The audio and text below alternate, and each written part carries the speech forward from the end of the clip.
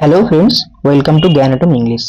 আজকে আমরা WBCS এর মক 6 করতে চলেছি এবং কোশ্চেনের মান কিন্তু মডারেট থেকে একটু হার্ডের দিকেই যাবে, কারণ এই মক টেস্টে কিন্তু গ্রামারের বেশ কিছু কনসেপ্ট রয়েছে। ঠিক আছে, তো প্রতিটা প্রশ্নের মাধ্যমে আমরা কিন্তু গ্রামারেরও বেশ কিছু কনসেপ্ট কিন্তু শিখে নেব। ফার্স্ট প্রশ্ন রয়েছে, he strained every nerve to understand the discourse on philosophy. এই ডিসকোর্স কথার অর্থ হচ্ছে যে কোনো বক্তব্য দেওয়া। তাই এখানে এর অর্থ হচ্ছে যে সে অত্যন্ত প্রচেষ্টা করেছিল, বা বলতে পারি যে প্রচন্ড পরিশ্রম করেছিল, টু আন্ডারস্ট্যান্ড মানে বুঝতে, ফিলোসফির উপরে বক্তব্যটা। তাই দ্য স্ট্রেন্ড এভরি নার্ভ এর অর্থ হচ্ছে প্রচন্ড পরিশ্রম করা, বা আমরা বলতে পারি ট্রাইড হার্ড হার্টেডলি। তাই এখানে অপশন সি কিন্তু হবে সঠিক অ্যান্সার। নেক্সট কোশ্চেন রয়েছে, the family trusted him and he played them false. মানে ফ্যামিলি তার উপরে বিশ্বাস করেছিল, কিন্তু হি প্লেড দেম ফলস এটা একটা ইডিয়মস, যার অর্থ হচ্ছে কি যে কাউকে ঠকানো। তাই এখানে উত্তর হবে অপশন ডি, ডিসিভড দেম। তাহলে ফ্যামিলি তার উপরে বিশ্বাস করেছিল, কিন্তু সে তাদেরকে ঠকিয়েছিল। নেক্সট আরেকটা ইডিয়মস রয়েছে, যেটা হচ্ছে কি বলেছে না, Penney wise and pound foolish. এর অর্থ কি? Penney wise and pound foolish কথার অর্থ হচ্ছে যে কোনো একজন ব্যক্তি যদি সে তার যেগুলো সব থেকে গুরুত্বপূর্ণ বিষয় সেগুলোকে সে ছোট করে দেখে, কিন্তু ফালতু জিনিসে সে কিন্তু প্রচুর সময় নষ্ট করে, সেটাকে বলা হয় penny wise and pound foolish. তাই উত্তর হবে option C, careful in trivial matters but wasteful in large. Okay, 4 নম্বর প্রশ্ন রয়েছে,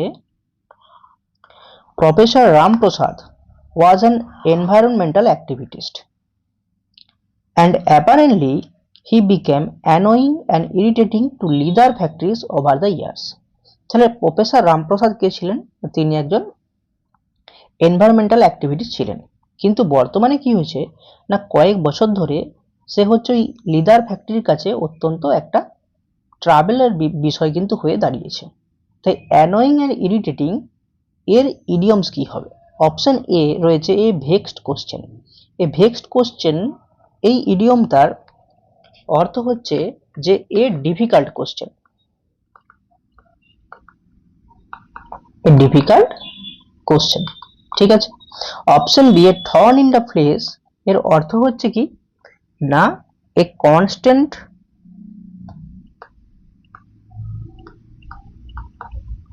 সোর্স অফ ট্রাভেল।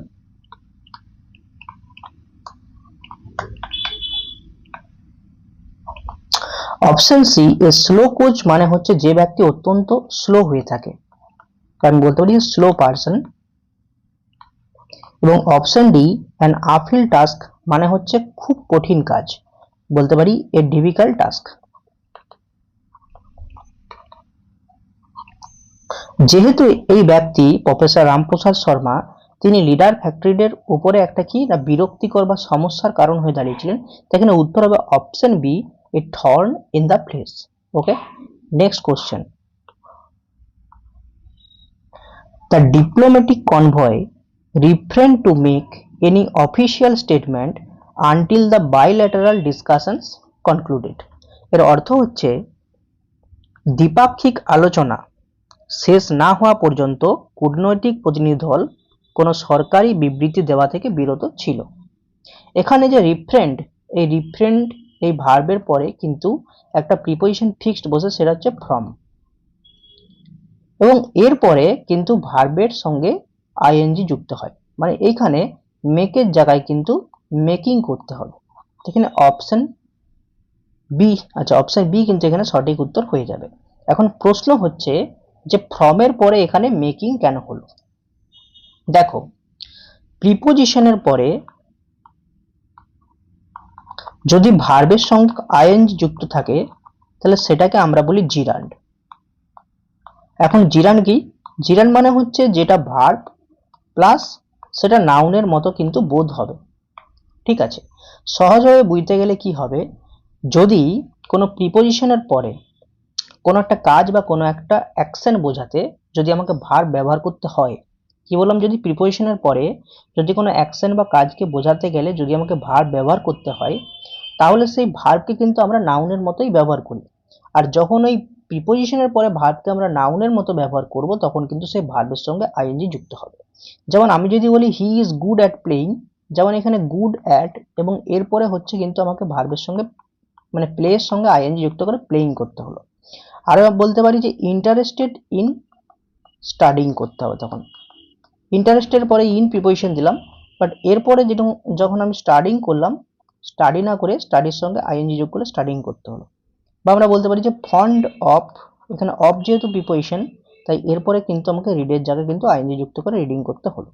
ঠিক আছে, তাহলে প্রিপোজিশনের পরে যদি কোনো অ্যাকশন বা কাজ বোঝাতে যদি ভার্ব লাগাই, তাহলে সেক্ষেত্রে কিন্তু ভার্বের সঙ্গে আইএনজি যুক্ত করা হয়, আর এটা অবশ্যই কিন্তু তোমার জিরান্ড হয়। ঠিক আছে, নেক্সট বলেছে কি না, because the weather conditions were so severe therefore the maritime authorities cancelled all ferry services indefinitely। এখানে প্রশ্ন বলছে যে কোথায় ভুল রয়েছে। ঠিক আছে, তো এখানে সঠিক উত্তর হবে অপশন সি। কি না, বিকজ এর পরে কিন্তু এখানে অফ দিতে হবে। Because of the weather conditions were so severe therefore the maritime authorities cancelled all ferry services indefinitely। ঠিক আছে, 7 নম্বর question, Javed, two of dash brothers attend primary school, wishes to be a school teacher after his graduation from the university।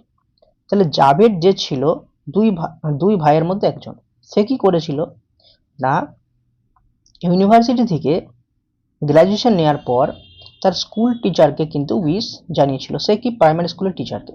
তাহলে জাভেদ দুই ভাইয়ের মধ্যে একজন, তাহলে Javed two of whose brothers, যে জাভেদ কি দুই ভাইয়ের মধ্যে একজনের ভাই। ঠিক আছে, বা তার মধ্যে একজন যে হচ্ছে প্রাইমারি স্কুলে attend primary school wishes to be a school teacher after his graduation from the university. তাহলে এখানে কিন্তু দুজনের মধ্যে একজনকে বোঝাচ্ছে, সেক্ষেত্রে কিন্তু হুজ দিতে হলো, অপশন বি কিন্তু সঠিক উত্তর হবে। নেক্সট কোশ্চেন হচ্ছে কি, in English voice expresses the relationship that the subject to the verb. ইংলিশে কি করে না, আমরা যে ভয়েস চেঞ্জ করি সে কিন্তু সাবজেক্টের সঙ্গে ভার্বের রিলেশনটাকে বর্ণনা করে। ঠিক আছে, তাহলে যেহেতু বর্ণনা করে, তাহলে কি বলেছি যে রিলেশনশিপ কার সঙ্গে না, সাবজেক্টের রিলেশনশিপ। এখানে যেহেতু এর কথাটা আসছে, এখানে কিন্তু অফ প্রিপোজিশন হবে, তাই এখানে উত্তর বি হবে। নেক্সট 9 নম্বর বলেছে I did not dash TV last night. তাহলে আমি টিভিকে অ্যাকচুয়ালি কি হয়, ওয়াচ করা হয়। যদি ওয়াচের পাস্ট টেন্স করা হলো, তাহলে ওয়াচের সঙ্গে ইডি যুক্ত হলো, বাট আমি যেহেতু এখানে ডিড নট দিয়েছি, তাই সেক্ষেত্রে কিন্তু আর ওয়াচের সঙ্গে ইডি যুক্ত হবে না, এখানে জাস্ট ওয়াচ মানে এর প্রেজেন্ট ফর্মটা বসবে, তাই এখানে উত্তর কিন্তু অপশন সি হয়ে যাবে।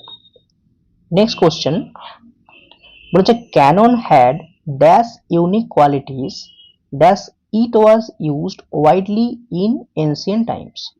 তাহলে ক্যানন বলতে এখানে কামানকে বোঝাতে চেয়েছে, যে কামানের এতটাই তোমার অনন্য বা একটা ইউনিক কোয়ালিটি ছিল যে এটাকে কিন্তু প্রাচীন যুগে প্রচুর পরিমাণে ব্যবহার করা হতো, মানে লড়াই করতেছে বা যুদ্ধ করতেছে। তাহলে যেহেতু এখানে ইউনিক কোয়ালিটিস মানে প্রচুর পরিমাণে বোঝাচ্ছে, সেক্ষেত্রে এখানে করতে হবে সার্চ।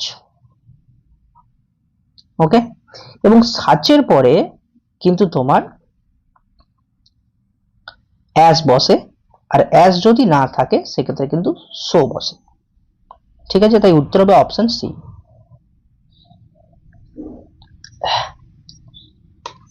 নেক্সট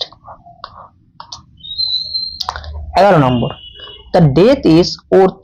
এরপরে কি হবে, রিমেম্বার না রিমেম্বারিং, দ্য টু রিমেম্বার না রিমেম্বার্ড।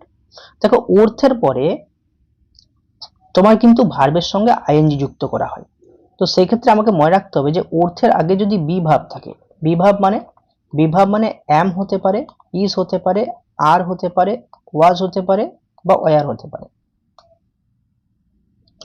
হতে পারে, এই বি ভাব থাকে। ঠিক আছে, তাহলে কি করতে হয়,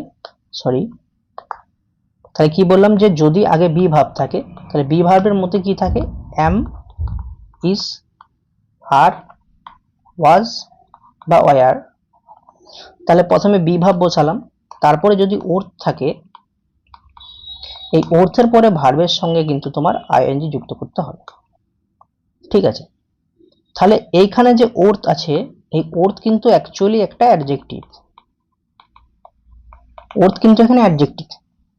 এই অ্যাডজেক্টিভ যার অর্থ হচ্ছে কি যোগ্য বা মূল্যবান, তাই এরপরে যদি আমি কোনো কাজ বুঝাই, মানে এরপরে যদি কোনো ভার্ব আসে, তাহলে সেক্ষেত্রে কিন্তু আমাকে আইএনজি করতে হবে। তাই অর্থের পরে কিন্তু রিমেম্বার না করে এখানে কিন্তু রিমেম্বারিং অপশন বি কিন্তু উত্তর হবে। নেক্সট বলেছে 12 নম্বর কি বলছে, সিনোনিম অফ ফ্যাসিনেশন। ফ্যাসিনেশন কথার অর্থ হচ্ছে কি না মোহ বলতে পারি বাংলায়, বা বলতে পারি যে কাউকে অ্যাট্রাক্ট বা আকর্ষণ করা। অপশনের মধ্যে অপশন ডি হ্যাপিনেস, হ্যাপিনেস মানে আনন্দ। ডিসলাইক মানে অপছন্দ। অ্যাগ্রিমেন্ট যেটা সেটা মানে হচ্ছে আমরা বাংলায় বলি চুক্তি। আর অ্যাপিলিং মানে হচ্ছে আকর্ষণ করা বা যেটাকে আমরা মোহ বলতে পারি। তাই উত্তর কিন্তু অপশন এ হয়ে যাবে। 13 নম্বর কোশ্চেন বলেছে অ্যান্টোনিম অফ ইন্ট্রেপিড। ইন্ট্রেপিড এই কথাটার অ্যাকচুয়ালি অর্থ হচ্ছে ফিয়ারলেস, মানে যার মধ্যে ভয় নেই বললেই চলে। তো এখানে অ্যান্টোনিম বা বিপরীত শব্দ বলেছে। অপশন ডি আনইমোশনাল, এর অর্থ হচ্ছে যার মধ্যে কোনো আবেগ টাবেগ কিছু নেই, বা বলতে পারি যে যে আবেগী নয় আর কি। আর এর বিপরীত দিয়েছে সেন্টিমেন্টাল, যে আবেগী। আর কাওয়ারলি মানে হচ্ছে যে ভীরু হয়ে থাকে। আর রেসপন্সিভ কথার অর্থ হচ্ছে সহানুভূতিশীল। তো এখানে যেহেতু অ্যান্টোনিম বলেছে তাই উত্তর কিন্তু অপশন বি হয়ে যাবে। 14 নম্বর কোশ্চেন কি বলেছে, যে সঠিক ফ্রেজাল ভাব দিয়ে করতে বলেছে। She raised an interesting question. Rest এখানে কি বলেছে, যে সে গুরুত্বপূর্ণ প্রশ্ন কিন্তু একটা তুলে ধরেছিল। রেস্ট মানে তুলে ধরা। এখন যেহেতু এটা পাস্ট ফর্মে আছে তাই উত্তর কিন্তু প্রেজেন্টে দিলে আমাকে পাস্ট করতে হবে। ঠিক আছে, তাই রেস্টের কিন্তু ফ্রেজাল ভাব হবে ব্রিং আপ, কিন্তু ব্রিংটাকে পাস্ট করলে হবে কি ব্রট আপ।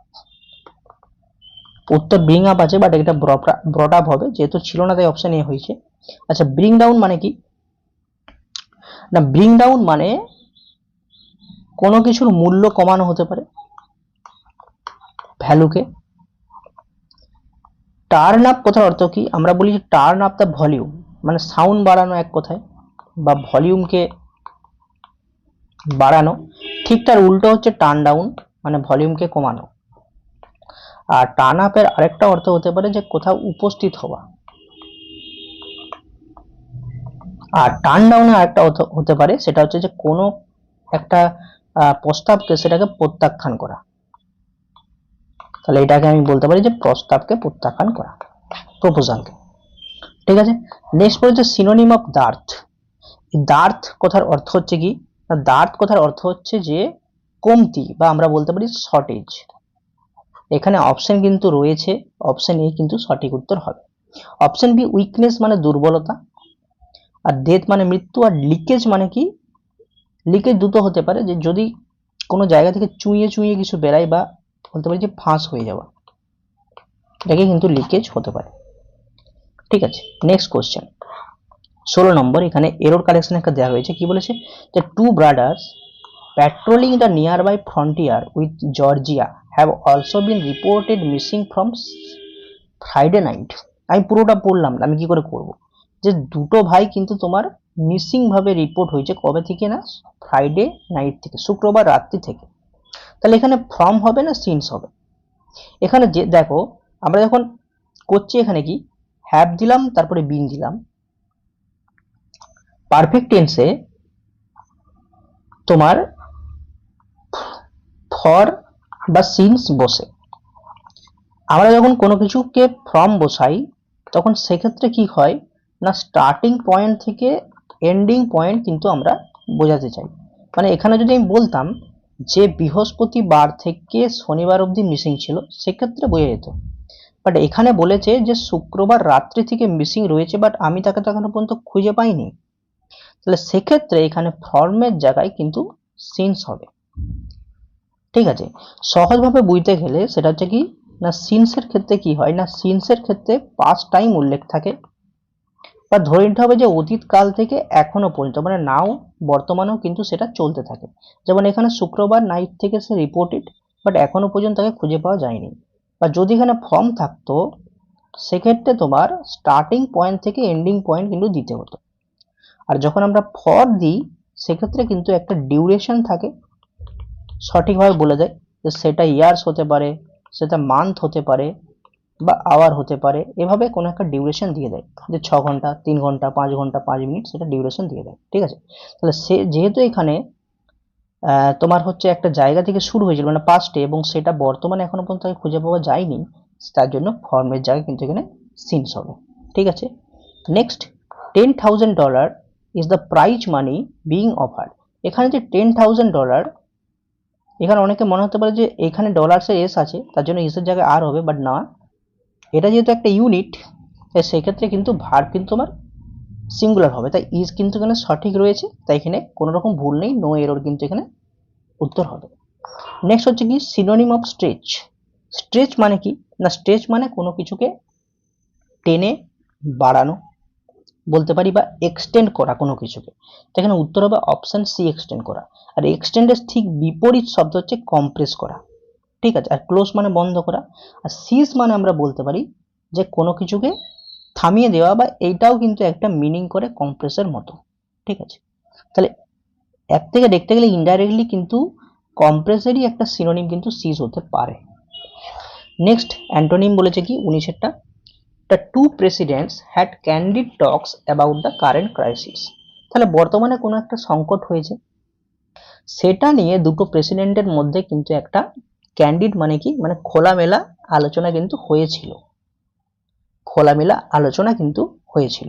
ঠিক আছে, তাই এখানে যেহেতু ক্যান্ডিড মানে হচ্ছে খোলামেলা, তাই এর যদি আমরা বিপরীত শব্দ করি সেটা আমরা করতে পারবো অপশন ডি, ডেভিয়াস, যেটার মানে হচ্ছে ক্যান্ডিড নয়, মানে যেটাকে আমরা বলি না যে সিগারেট কথাবার্তা। এবারে এখানে একটা প্রশ্ন, এখানে যদি আমি হ্যাড করতাম যে had candid talks about the current crisis, সেক্ষেত্রে কি ভুল হতো না? সেক্ষেত্রে ভুল হতো না, কিন্তু হ্যাড কখন হয় আর হ্যাড কখন হয় এটাও কিন্তু আমরা জেনে রাখা দরকার। ঠিক আছে, দেখো অ্যাকচুয়ালি হ্যাড যখন হয় সেটা অ্যাকচুয়ালি তোমার পাস্ট পারফেক্ট টেন্সে হতে পারে, আর হ্যাডটা তোমার হচ্ছে প্রেজেন্ট পারফেক্ট টেন্সে হয়। দেখো হ্যাডটা কখন হয়, যদি আমি এখানে দুটো হ্যাড দিতাম তার মানে এর মানেটা হতো যে ওই যে দুজন প্রেসিডেন্ট সে বর্তমান সংকট নিয়ে অতীতে অনেকক্ষণ ধরে, মানে অনেক আগে সেটা আলোচনা করেছিল, মানে অতীতে নয়, অতীতে অনেক আগে যদি করা হয়ে থাকে সেক্ষেত্রে কিন্তু হ্যাড হয়। কিন্তু পাস্ট পারফেক্ট টেন্স কি বলছে না, অতীতে দুটো কাজ হয়েছিল, তার মধ্যে একটা কাজ আগে এবং একটা কাজ পরে। ঠিক আছে, সেক্ষেত্রে কিন্তু পাস্ট পারফেক্ট টেন্স হয়। তাহলে যদি এই সেন্টেন্সে হ্যাড দেওয়া থাকতো সেটা ভুল হতো না, বাট আমাকে বুঝতে হবে যে যেহেতু হ্যাড রয়েছে তার অর্থ হচ্ছে যে কথাটা আলোচনাটা হয়েছিল, বাট সেটা অনেক আগে হয়েছিল। বাট এখানে একটা পোর্শন বাদ হয়েছে, সেটা হচ্ছে কি যদি দুটো কাজ দেওয়া থাকতো সেক্ষেত্রে বোঝা যেত যে যে আগে হয়তো ক্রাইসিসটা হয়েছিল, তারপরে দুজন প্রেসিডেন্ট সেটা নিয়ে একটা ফ্র্যাঙ্কলি আলোচনা করেছিল, মানে সেন্টেন্সে কিন্তু কিছু অংশ বাকি রয়েছে, মানে আগের কাজটা। আর যখন আমরা হ্যাভ হ্যাড করি সেক্ষেত্রে একটা উদাহরণ যদি আমরা দিই যে I have had a good experience, এর মানে কিন্তু আমার একটা ভালো অভিজ্ঞতা হয়েছে। ঠিক আছে, তাহলে করা যেতে পারে। তাহলে হ্যাভ হ্যাড কখন হয় না, প্রেজেন্ট পারফেক্টে, আর হ্যাডটা তোমার হচ্ছে পাস্ট পারফেক্টে। নেক্সট 20 নম্বর কোশ্চেনে এটা ভয়েস চেঞ্জ দেওয়া হয়েছে যে people believe that he has stolen the money, এর ভয়েস চেঞ্জ। এটা আমাকে করতে হবে কি যে ইট ইজ বিলিভ দ্যাট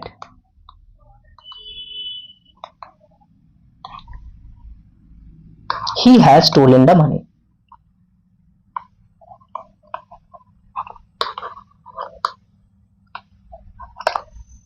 ঠিক আছে, তো এখানে উত্তর হবে অপশন সি। এখানে ইট বিলিভস দেওয়া আছে, এখানে ইট ইজ বিলিভ করলে ভালো, যেহেতু এরকম অপশন আছে অপশন সি কিন্তু উত্তর হবে। নেক্সট 21 নম্বর, the teacher said what are you doing there. Narration চেঞ্জে এখানে যদি হেয়ার দেয়ারের জায়গায় যদি হেয়ার থাকতো তাহলে সেক্ষেত্রে আমাকে পরিবর্তন করে দেয়ার করতে হতো, বাট যেহেতু এখানে দেয়ার দেওয়া আছে তাই পরিবর্তন করতে হবে না। তো এটা যেহেতু তোমার ইন্টারোগেটিভ সেন্টেন্সে আছে, তাই কি করব না, সেডের জায়গায় এখানে আস্কড আনতে হবে। তাই উত্তর হবে এটা টিচার আস্কড। আস্কড। এবারে এই যে ইন্টারোগেটিভ এই যে কোটেশনের মধ্যে যেটা আছে, যদি এটাকে ইয়েস বা নোতে উত্তর দেওয়া যায়, সেক্ষেত্রে এর পরে আস্কডের পরে ইফ হতে পারে বা ওয়েদার হতে পারে। বা যদি ইয়েস বা নোতে উত্তর দেওয়া না যায়, সেক্ষেত্রে ডাব্লিউএইচ ওয়ার্ডটা বসে যায়। এখানে বলেছে হোয়াট আর ইউ ডুইং দেয়ার, আমি তো এটা হ্যাঁ নাতে উত্তর দিতে পারবো না, সেক্ষেত্রে আমাকে হোয়াটটাই এখানে কিন্তু বসিয়ে দিতে হলো। এরপরে আমাকে কিন্তু সাবজেক্ট আনতে হবে। এখানে টিচার বলেছে আমাকে, তাহলে হোয়াট আর ইউ ডুইং দ্বারাই এখানে কোনো হোয়াট আই, এবং যেহেতু এটা প্রেজেন্ট ইনডিফিনিট আছে, তাই আমাকে কিন্তু এটাকে পাস্ট ইনডিফিনিট করতে হবে। তাই হোয়াট আই এর পরে ওয়াজ ডুইং দেয়ার, অবশ্যই জিজ্ঞাসা চিহ্ন তুলতে হবে। তো এখানে উত্তর হবে option A. Next question 22, although he was tired, মানে যদিও সে টায়ার্ড ছিল, he completed the work on time, but সে সময় কিন্তু কাজটা শেষ করে দিয়েছিল। বলতে এটা কি ধরনের সেন্টেন্স? সিম্পল না কমপ্লেক্স না কম্পাউন্ড না কম্পাউন্ড কমপ্লেক্স? দেখো সিম্পল সেন্টেন্স কখন হয়?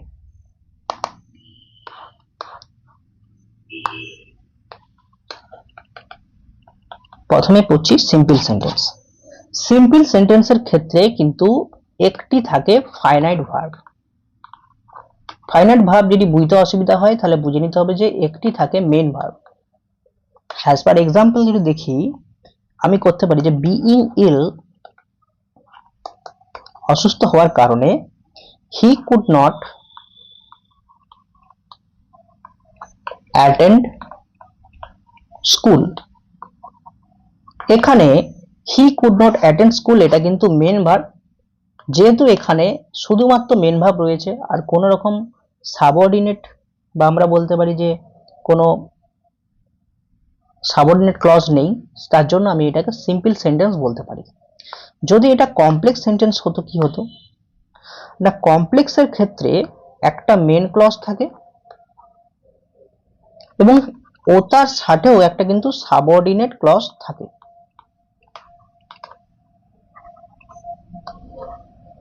সাবঅর্ডিনেট ক্লজ থাকে, তাহলে মেন ক্লজ থাকে, সাবঅর্ডিনেট ক্লজ থাকে। যদি সিম্পল সেন্টেন্সের ক্ষেত্রে কি বলি, ক্লজ দিয়ে আলোচনা করলে না বলবো যে মেন শুধু একটা মেন ক্লজ থাকে বা প্রিন্সিপাল ক্লজ থাকে। বাট কমপ্লেক্স সেন্টেন্সের ক্ষেত্রে কি হয় না, একটা মেন ক্লজ প্লাস একটা সাবঅর্ডিনেট ক্লজ থাকবেই। যেমন আমি ওইটাকেই যদি একটু বাড়িয়ে লিখি যে he could not attend school because he was ill। এখানে he could not attend school এটা হচ্ছে মেন ভার্ব, আর বিকজ হি ওয়াজ ইল এটা হচ্ছে সাবঅর্ডিনেট, সরি এটা হচ্ছে মেন ক্লজ, এবং বিকজ হি ওয়াজ ইল এটা হচ্ছে সাবঅর্ডিনেট ক্লজ। যেহেতু মেন ক্লজ সাবঅর্ডিনেট ক্লজ দুটো আছে, তার জন্য এটাকে আমরা বলবো কমপ্লেক্স সেন্টেন্স। কম্পাউন্ডের ক্ষেত্রে কি হয়, কম্পাউন্ড মানে হচ্ছে দুটো ক্লজকে বা দুটো সেন্টেন্সকে যুক্ত করা। যদি কোনো sentence and, so, yet, but, for এগুলো যদি যুক্ত থাকে, ঠিক আছে, তাহলে কিন্তু সেটা কিন্তু কম্পাউন্ড সেন্টেন্স হয়। যেমন আমি একটা উদাহরণ দিই, সেটা হচ্ছে কি হি ওয়াজ ইল, আরেকটা সেন্টেন্স হচ্ছে হি কুড নট অ্যাটেন্ড স্কুল। আমি এই দুটো সেন্টেন্সকে যুক্ত করার জন্য আমি মাঝে সো নিয়ে এলাম, যে he was ill so he could not attend school, সেক্ষেত্রে এটা হয়ে গেল কম্পাউন্ড সেন্টেন্স। এরপর একটা নতুন জিনিস এসেছে, সেটা হচ্ছে কম্পাউন্ড কমপ্লেক্স, যেগুলো দিয়ে দেয় পরীক্ষাতে এবং সবাই ভাবে এটা কি জিনিস। দেখো যেহেতু দুটো নাম আছে, তাই একটা সেন্টেন্সে দু ধরনের গুণ পাওয়া যাবে। মানে কম্পাউন্ড সেন্টেন্সের ক্ষেত্রে অ্যান্ড বা সো বা ইয়েট বা বাট বা ফর থাকবে, আর কমপ্লেক্স সেন্টেন্সের মতো একটা মেন ভার্ব প্লাস একটা একটা মেন ক্লজ প্লাস একটা সাবঅর্ডিনেট ক্লজ থাকবে। যেমন he was ill and he could not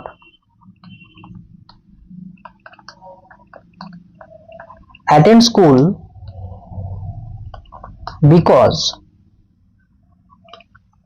he had a fever. এক্ষেত্রে দেখো because he had a fever এটা হচ্ছে subordinate clause, he could not attend school এটা হচ্ছে মেন ক্লজ, এটাও হচ্ছে মেন ক্লজ, আর অ্যান্ড হচ্ছে কি না এটা হচ্ছে তোমার অ্যান্ড, সো ইয়ের বাটের মধ্যে অ্যান্ড আছে, ঠিক আছে। তাহলে দেখো একটা মেন ক্লজ একটা সাবঅর্ডিনেট ক্লজ কমপ্লেক্সের মতো কাজ করছে, আবার এই দুটো সেন্টেন্সকে অ্যান্ড দিয়ে যুক্ত করে কম্পাউন্ডের মতো কাজ হচ্ছে, তাই এটাকে কম্পাউন্ড কমপ্লেক্স সেন্টেন্স বলা হয়। এই ক্ষেত্রে দেখো অলদো হি ওয়াজ টায়ার্ড, যদিও সে ছিল tired, he completed the work on time. তাহলে এইখানে অলদো হি ওয়াজ টায়ার্ড এটা হচ্ছে একটা সাবঅর্ডিনেট ক্লজ, আর he completed the work on time এটা হচ্ছে মেন ক্লজ, তাই যেহেতু আছে দুটোই তাই এখানে উত্তর হবে কমপ্লেক্স, অপশন বি, ঠিক আছে। নেক্সট কোশ্চেন 23 নম্বর বলছে he has a great influence dash is colleague, তার কলিগের সাথে মানে কলিগের উপরে তার একটা বিশেষ প্রভাব রয়েছে, তাই ইনফ্লুয়েন্সের পরে কিন্তু অন প্রিপোজিশনটা এটা কিন্তু ফিক্সড প্রিপোজিশন, তাই উত্তর হবে অপশন সি। নেক্সট হচ্ছে honesty is the best policy. এখানে অনেস্টি কি? অনেস্টি মানে সততা, যে জিনিসকে আমরা ছুতে বা দেখতে পাই না বাট সেটাকে শুধুমাত্র ফিল করতে পারি সেটাকে আমরা বলি অ্যাবস্ট্রাক্ট নাউন, তো এখানে উত্তর হবে অনেস্টি কিন্তু অ্যাবস্ট্রাক্ট নাউন হয়ে যাবে, ঠিক আছে। লাস্ট প্রশ্ন, the meeting has been called off due to heavy rain, তাহলে অত্যন্ত বা প্রচন্ড পরিমাণে বৃষ্টি হওয়ার কারণে মিটিংটাকে ক্যান্সেল করা হয়েছিল। কল্ড অফ এই ফ্রেজাল ভার্বের অর্থ হচ্ছে ক্যান্সেল করা, এবং যেহেতু এটা পাস্ট টেন্সে আছে তাই ক্যান্সেলকে কিন্তু পাস্ট টেন্স করে ক্যান্সেল করতে হবে, তাই অপশন বি হবে সঠিক অ্যান্সার, ঠিক আছে। এই মক টেস্টে যে টপিকগুলোকে কভার করা হয়েছে সেটা হচ্ছে কি না idioms and phrases, prepositions, synonyms and antonyms, common error, phrasal verb, sentence improvement, voice change, narration change, simple complex এবং কম্পাউন্ডের একটা কনসেপ্ট, এবং নাউনের টাইপ, ঠিক আছে। নাউনের টাইপ টোটালি 10টা টপিক কিন্তু করা হয়েছে, এবং আমার এই চ্যানেলে প্রতি বুধবার সকাল 8টার সময় WBCS ইংলিশ মক দেয়া হয়, এবং সানডে 8 AM বা 8 PM এর মধ্যে এখন মিসলেনিয়াসের যেহেতু হিস্ট্রি আলোচনা হয়েছে, নেক্সট ভিডিও হবে মিসলেনিয়াস জিওগ্রাফি PIQ, ঠিক আছে। দেখা হচ্ছে পরের ভিডিওতে।